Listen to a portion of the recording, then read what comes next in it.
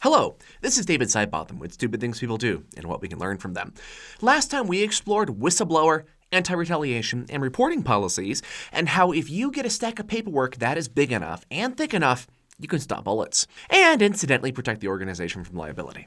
At the start of this series, I used a movie magic analogy wherein everything we learned about life, the universe, and everything from bad early aughts action movies is real. In that Von Dutch and Friends reruns fueled reality, you work for a kibble company. Your job is to make special science kibble to be used in the secret underground test labs. You know, the ones that will one day create a Day of the Dead or Planet of the Apes style apocalypse.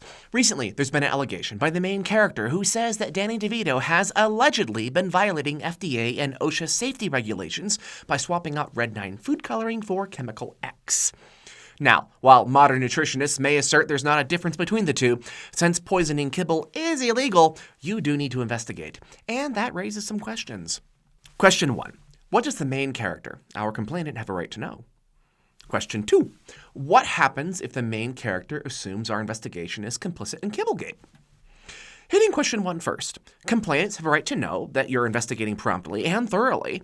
You'd think this would go without saying, but it's not infrequent for companies to give corporate statements like, "We assigned an investigator to that complaint and you could have contacted them." This "we put a notice in the cellar so you could have read it" attitude towards investigations is not likely to play well with complainants, the media, or juries. So you definitely want to make sure you follow up with the complaining witness. Communicating with a complaining witness is important, but they're probably not going to get to see the investigator's notes or get a full report on the investigation. Not only would that violate other people's confidentiality, but letting complaining witness have that much influence over investigations leads to madness. In other words, to answer the question, complainants have a right to know some things, but not everything. You should definitely make it easy for them to communicate and to communicate with them. So there's a sense when an investigation happens, it's happening behind at least a partial veil of confidentiality. And that's true for both the investigation itself and the complaining witness. This leads to the second question. What assurances can complainants, like the main character in our scenario, have that an investigation is actually an investigation and not some kind of corporate cover-up?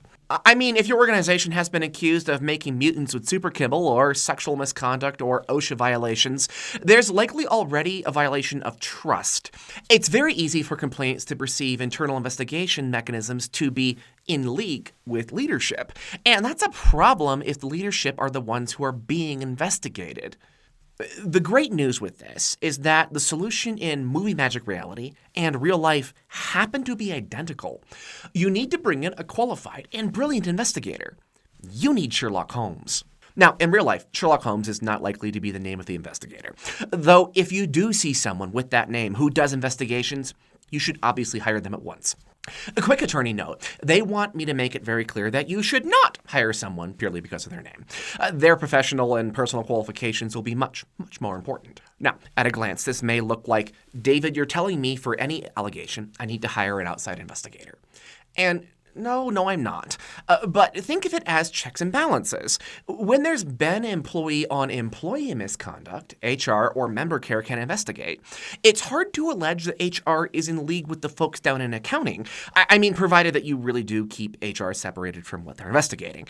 The issue arises when the allegations are against leadership, even if your organization is large enough so you can have an entirely independent corporate intelligence agency. They are likely to be perceived as having a conflict of interest. And that may very well be true. When it comes to creating confidence in your investigation, you may need to hire an outside investigator, aka Sherlock Holmes. And if you're going to be handling an investigation internally, you want to make sure you've got your own Sherlock Holmes on payroll. Another quick aside, I didn't have time to talk about this earlier, but there is a certain level where a complaining witness is not going to be able to know everything that is happening in the investigation. But there also is an element where you're not going to be able to ask everyone you interview to keep said interviews confidential. That is a really good way to anger the lawyers. And by lawyers, I mean the National Labor Relations Board. They really frown on gag orders surrounding interviews. And that kind of behavior can really fuel the perception that this whole thing is a cover-up. Now, I don't know if you remember from episode 1 of this series, but perceived cover-ups is how you get satellites crashing onto your volcano base. And if that doesn't make sense, you should probably just watch the first episode.